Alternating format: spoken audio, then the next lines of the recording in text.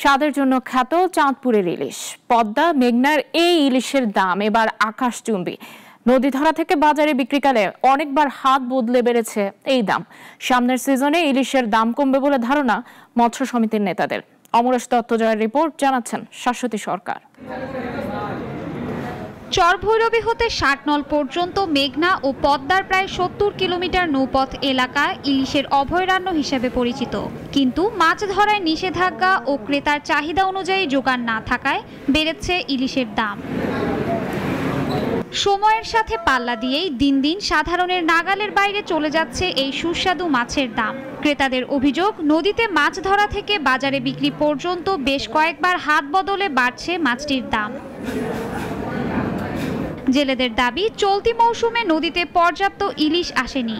তাদের জালে ধরা পড়েছে সীমিত সংখ্যক ইলিশ। বাজারে যোগান কম থাকায় বাড়তি দামে বিক্রি হচ্ছে এই মাছ।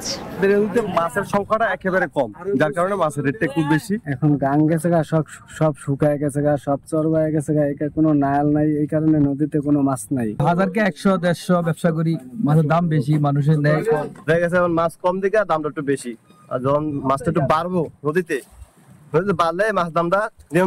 মৎস্য সমবায় সমিতি জানায়, এ সময় ইলিশ কম থাকলেও সিজন পরিবর্তন হলে নদীতে আরো বেশি পরিমাণ ইলিশ আসবে।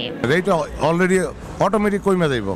এখন যে মাছ হয়েছে এক সপ্তাহ, এইভাবে যদি মাছ থাকে এক সপ্তাহ পরে অটোমেটিক রেট কমে যাইব।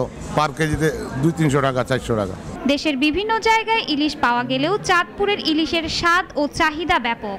তেল, জাল, পরিবহন খরচ কমিয়ে সরকারের পরিকল্পিত পদক্ষেপই পারে ইলিশের দাম গ্রাহকের সাধ্যের মধ্যে আনতে, এমনটাই মন্তব্য সুধী মহলের। শাশ্বতী সরকার, নাগরিক।